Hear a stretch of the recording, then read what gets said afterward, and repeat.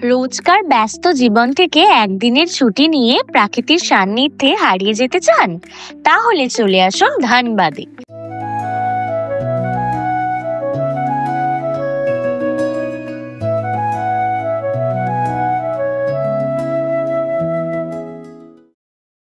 কিভাবে পৌঁছাবেন ধানবাদে? কলকাতা থেকে ধানবাদগামী বেশ কয়েকটি ট্রেন রয়েছে। ডেসক্রিপশন বক্স ও ভিডিওর শেষে স্ক্রিনে দেওয়া তালিকাটি একবার দেখে নিন এবং আপনার সুবিধা মতো ট্রেন বেছে নিন।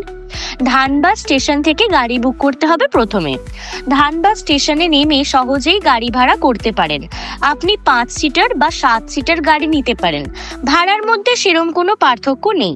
1200 টাকা ভাড়া বাবদ এবং 10 টাকা প্রতি কিলোমিটার অনুযায়ী খরচা। তবে সাবধান, অনেক গাড়ি চালকরা বলবে যে পুরো ধানবাদ ঘুরে স্টেশনে আবার ফিরে যেতে 250 কিলোমিটার লাগবে, কিন্তু সেটি একদমই ঠিক না। যদি আপনি ভিডিও দেখেন তাহলে সঠিক রুট অনুসরণ করতে পারবেন। মাত্র 160 থেকে 170 কিলোমিটারের মধ্যেই আপনার সম্পূর্ণ ধানবাদ সফর সম্পূর্ণ হবে। ধানবাদ ঘোরার সঠিক কিছু রুট আছে। স্টেশন থেকে জার্নি শুরু করে প্রথমেই চলে যান ভাটিন্ডা ওয়াটারফলস। এটি ধানবাদ জেলার অন্যতম সুন্দর প্রাকৃতিক জলপ্রপাত। এখানে ঠান্ডা জলের ছোঁয়া যেন সমস্ত ক্লান্তি দূর করে দেবে। প্রকৃতির মাঝে সময় কাটিয়ে এইবার রওনা দিন পরবর্তী গন্তব্যে তোপচাঁচি লেক ও মহানায়কের বাড়ি। ভাটিন্ডা ওয়াটারফলস থেকে বেরিয়ে এবার চলুন তোপচাঁচি লেক। কিন্তু তোপচাঁচি লেকের আগে ওই রাস্তায় আপনি দেখতে পাবেন বাঙালির গর্ব ও হৃদয়ের বড়ই কাছের মানুষ মহানায়ক উত্তম কুমারের বাড়ি। কি বিশাল ও সুন্দর এক বাগান বাড়ি, যা তার সৌন্দর্য ও ঐতিহ্যের জন্য বিখ্যাত। এটি দেখে মন ভরে গেলে চলুন এবার তোপচাঁচি লেকের দিকে যাওয়া যাক।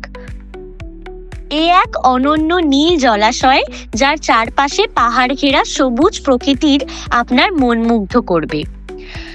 এরপর তোপচাঁচি লেক থেকে চলুন ঘুরে আসি উসরি ওয়াটারফলসের দিকে। যাওয়ার পথে পাবেন লোকাল বিধায়কের দ্বারা এক নবনির্মিত রাম মন্দির।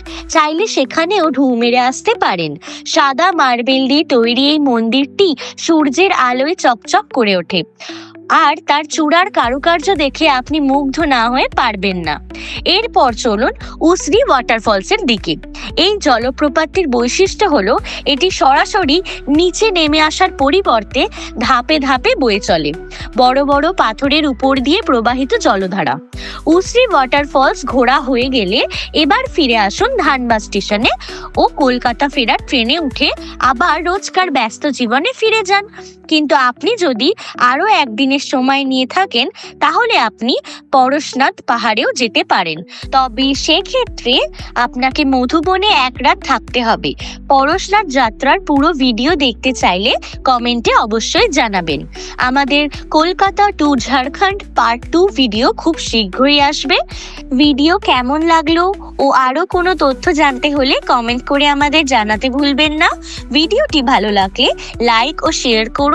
আরো কোনো ভ্রমণ ভিডিওর জন্য চ্যানেলটি সাবস্ক্রাইব করুন। ধন্যবাদ। আপনার যাত্রা শুভ হোক।